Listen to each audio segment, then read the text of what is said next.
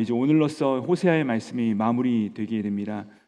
그런데 이 마지막에 대한 말씀이 회개와 회복이라는 데에서 우리가 얼마나 감사하고 또 은혜인 줄 모릅니다. 사실 하나님의 마음이 그렇습니다. 하나님의 마음이 정말로 그렇죠. 호세아서 보시면요, 여러분, 우리 얼마나 많은 경고와 심판의 메시지가 있었습니까? 우리가 이 말씀들을 살펴봤잖아요. 자, 근데 그렇지만 그럼에도 불구하고 이 하나님 아버지의 마음이 어떠한지에 대해서 이 호세아서는 분명하게 가르쳐 주는데요. 그것은 바로 우리가 회개하여 돌아오기를 바란다. 이것이 바로 하나님 아버지께서 우리를 향한 그분의 메시지라는 것입니다. 호세아가 어느 나라에서 활동했던 사람입니까? 바로 이 북이스라엘 선지자가 아니겠습니까? 그런데 결국 여러분, 이 북이스라엘이 어떻게 되죠? 호세아가 이렇게 하나님의 마음을 전하고 선포했음에도 불구하고 멸망하게 되죠. 아수르에 의해서 멸망을 당하지 않습니까?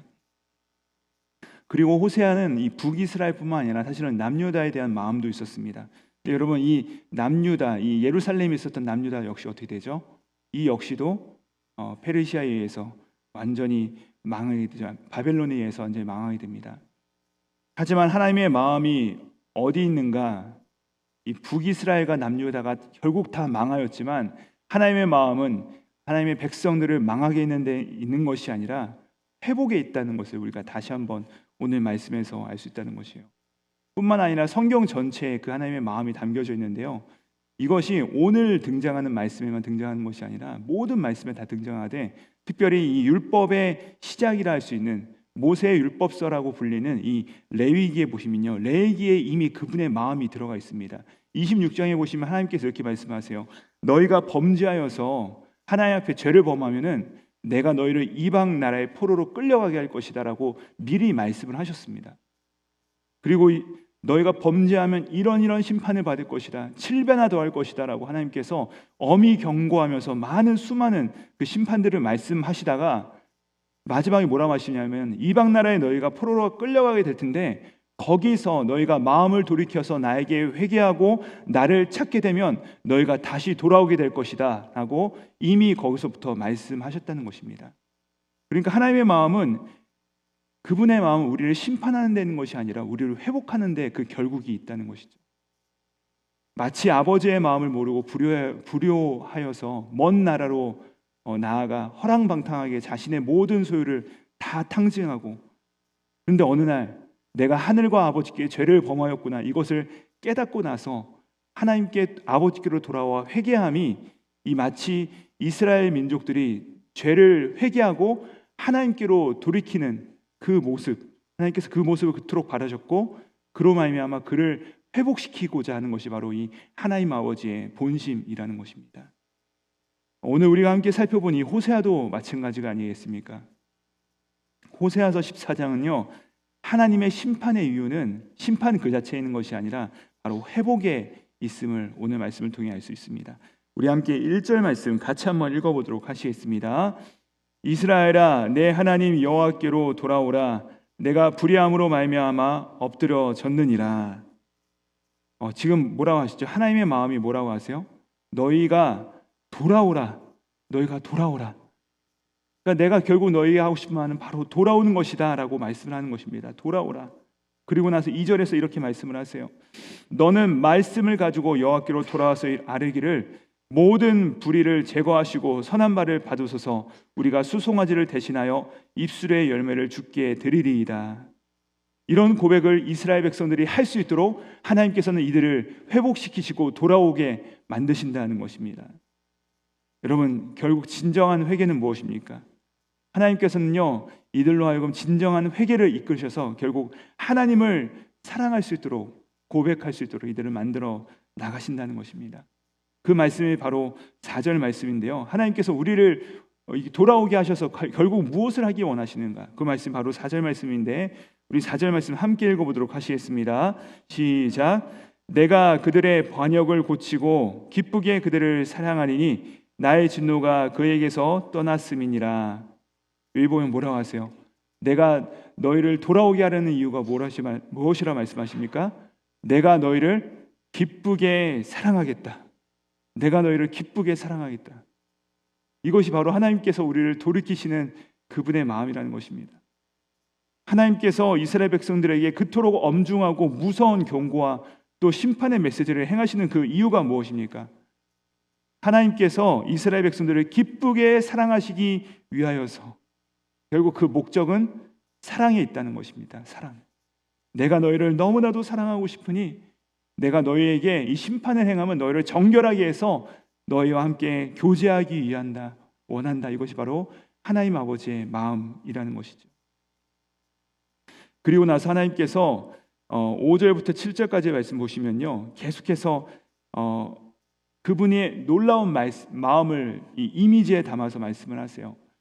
근데요, 특별히 어제 말씀인 13장에 보시면요, 13장 7절에서 8절까지 보시면 심판의 무서운 이미지가 계속해서 등장합니다. 하나님께서 이스라엘 백성들에게 다가오실 때 표범같이 다가오시고 사자처럼 다가오시고 곰처럼 다가오셔서 내가 너희를 찢겠다라고 말씀을 하십니다.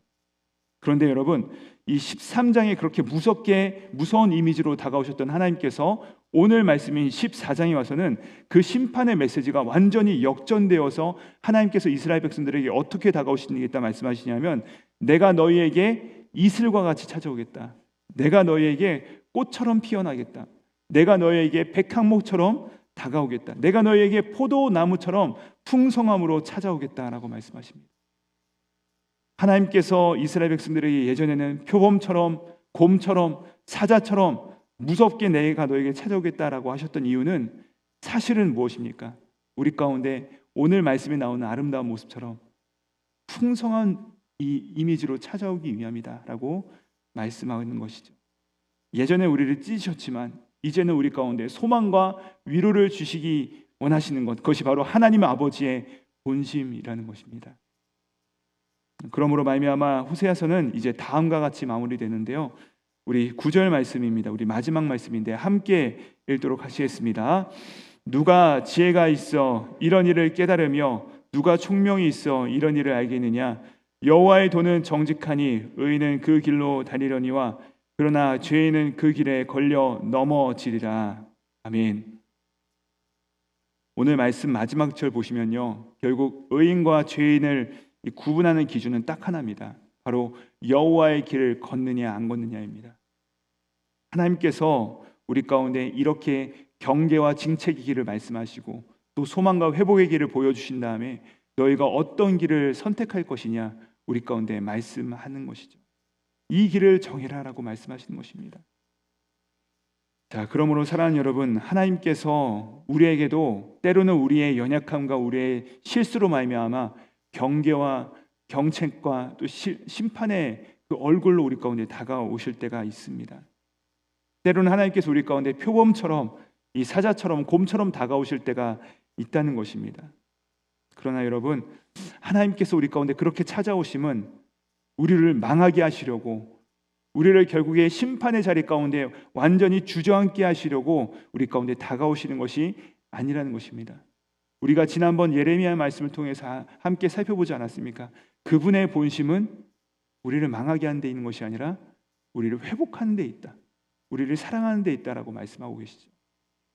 그렇습니다. 여러분, 하나님께서 우리 가운데 찾아오심은 우리로 하여금 그분의 사랑을 깨닫고 꽃처럼 피어나고 또 그 포도나무처럼 풍성한 은혜와 사랑을 누리게 하시기 위하여서 내가 너희를 기쁘게 사랑하려 함이라.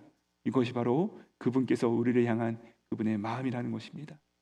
바라고 소망하기는 우리 가운데 하나님께서 나에게 왜 이렇게 어렵게 경책하시나, 나에게 왜 이렇게 무서운 모습으로 다가오시나, 내 삶 가운데 왜 이렇게 어려움이 많이 있는가라고 우리 삶 가운데 체험하시고 느끼시는 분들 계시다면 하나님의 마음은 거기에 머무는 것이 아니라 우리로 하여금 깨닫고 우리로 하여금 돌이켜서 그분의 얼굴을 찾는 순간부터 우리를 회복시키시고 우리 가운데 그분의 사랑을 부어주시고 우리와 함께 끝까지 동행하실 줄 믿습니다.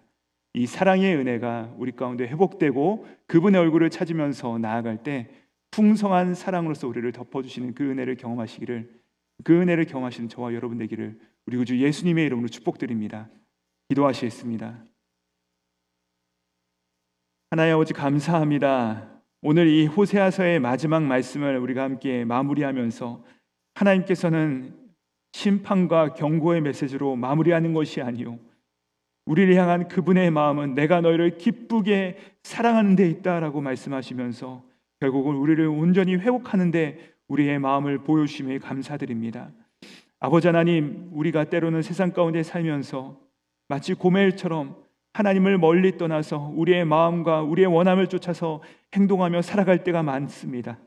주님, 그러할 때 우리의 연약함으로 인하여서 우리 가운데 다가오는 많은 수많은 고초와 어려움과 심판 가운데서 가만히 주저앉아 있지 않도록 도와주시고, 우리 가운데 언제라도 돌이키며 우리를 사랑하며 우리를 품어주시는 그 사랑이 있음을 깨닫고 벌떡 일어나서 아버지께로 달려나갈 수 있는 그 은혜를 우리 삶 가운데 허락하여 주시옵소서. 그래야 할 때 우리 가운데 포도나무처럼 꽃처럼 백향목처럼 우리를 회복시키시고 우리를 풍성함으로 열매 맺히시는 그 사랑 가운데 회복과 또 소망을 발견하며 승리할 수 있도록 오늘도 우리와 동행하여 주시옵소서. 그렇게 우리 가운데 풍성함과 아름다움으로 찾아오시는 우리 구주 예수 그리스도를 받들어 기도드립니다. 아멘.